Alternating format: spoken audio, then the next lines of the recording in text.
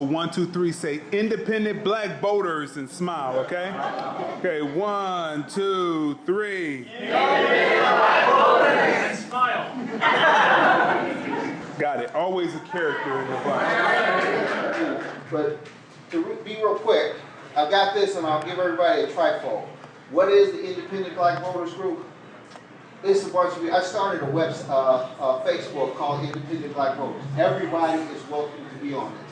I love to see different people up here. The whole issue was, it's like this. We as African Americans, we believe we support everybody else. We support the LGBT. We support the veterans. We support the DACA. We support immigration reform. We support everybody else. And this in 2018 is important to us that people support some of the issues that are very prevalent in the black community. I tell people it's like this. America is only as strong as its weakest link.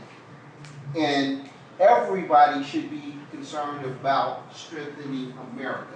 So if black America needs help strengthening their part of the chain, then it shouldn't just be black America's objective, it should be everybody's. And one of the ways to do this, I'm nonpartisan. I believe that anybody can earn my vote. I'm not a party person, I'm a people person. So I talk a lot about the fact that it's people, not parties. Are you willing to talk? If you want me to support your agenda, then you must be willing to support my agenda.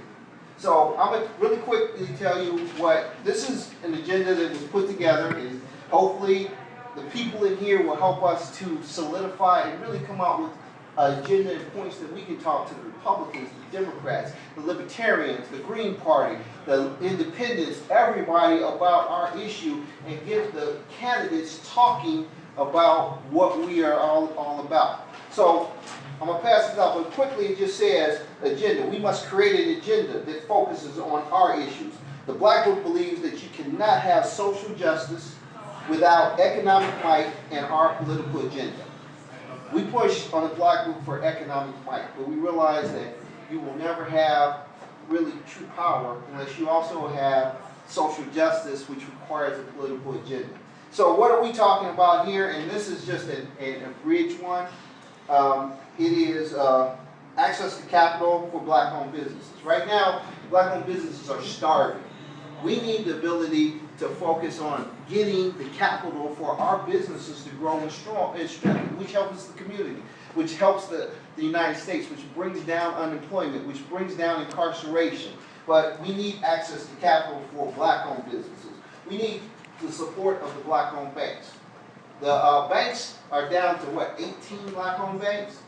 To some people it's not important, but historically black-owned banks do more loaning to black people. So we need to strengthen them. We need to basically continue to try to see if we can build those banks up and not just say, oh, they're gonna go away. We need alternate funding for black-owned businesses. Obviously, we got to find ways to fund that are not just going to the bank. So we want to talk about that, a fair share agenda. Everybody, not just black people, we need a fair share agenda.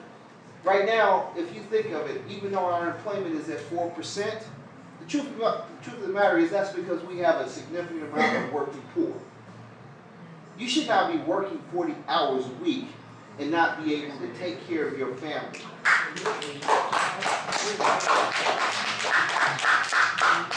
And that's not just a black agenda, but guess what? We're disproportionately hit with that issue.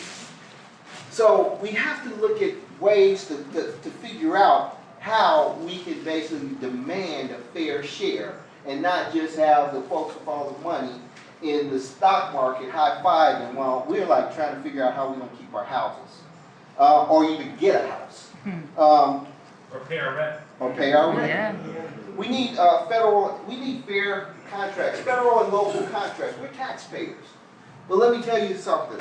Since we've been lumped as minorities, the percentage of federal and local contracts that come to black businesses have almost become non-existent. A lot of people don't realize that these set-asides were put together initially for black folks. But as we have been lumped into minorities, and as minorities have been expanded to the point where we get nothing, we get less than 1% of most of the opportunities that are out there. And it's time that the folks that we're in here helping, if we're helping you in DACA, if we're helping you on immigration reform, if we're helping you on the LGBT, if we're helping women movements for fair and equal pay, they should be just as concerned about us as we are about them.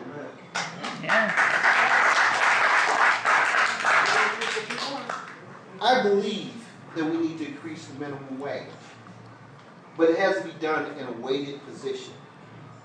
Truth be told, if we just arbitrarily increase the minimum wage, we would decimate the black business. The truth be told, that I believe that companies that make a certain amount of revenue and are a certain size, they should have a higher minimum wage. But you can't go across the board and say, I'm going to go to this number, because they can absorb it, because our businesses will be gone. So just because somebody's telling me that I support minimum wage, I don't support it unless it's done in a way that is good for me, good for the black businesses, and not just sounds good as a talking point.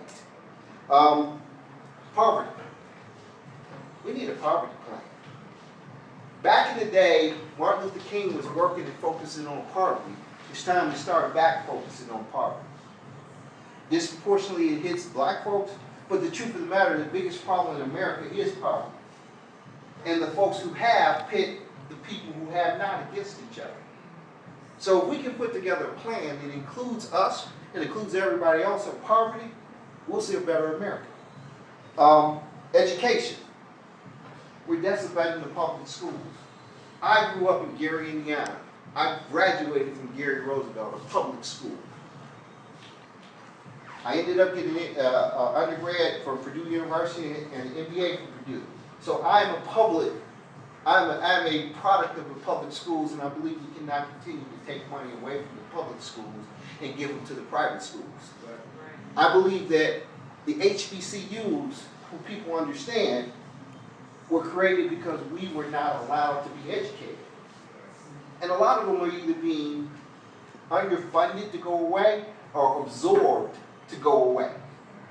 HBCUs need to be funded to become stronger and bigger and stand on their own, not basically being manipulated to go away or to be gone. Because that is one thing that has allowed African Americans to become doctors, lawyers, and even today, it's still a pathway that we must protect and we must strengthen and we must demand when all of these politicians are coming out that they get serious about our objectives. And the National Police Review for all people, not just of color. We should have a review. If somebody is killed who is unarmed by the police, who are supposed to protect us, there should be a guideline. And if they meet certain criteria, it should be a federal investigation, because they cannot continue to use "I fear for my life" as a get out of the jail and a license to kill for anybody, not just people of color. So I put this out because, and I thank people being here, because I'm not running for office. I'm not tied to any political party. And some people will say, who are you to set up an agenda for blacks? I'm black.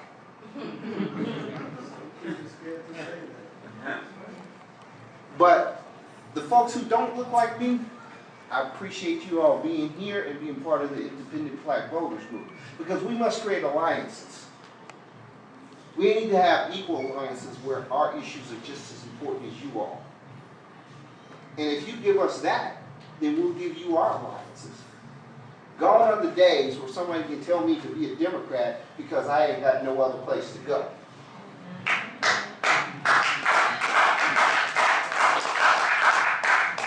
Gone are the days where I'm going to vote because I'm afraid of Donald Trump or anybody else. Yes. You need to tell me what you're going to do for me. And if you're a Republican, stand up and tell me what you're going to do for me, because I'll vote for you.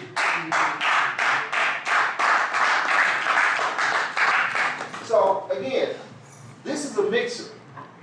There are a couple people who are going to get up and talk later on. I'm going to tell you something. Now, one of the things I will say, you see these beautiful shirts, we got some people wearing them. I'm doing something today where I'm asking if anybody will donate This money is going to go to certain candidates, and I'll tell you more about it later, who are independent, who want to talk about our issues. We started with a couple who may be here and talk, but we also need to put money where our mouths are. We can't continue to say, I support you with a vote, but I give you no dollars. So we, in the Independent Black Voting Group, are going to basically vet.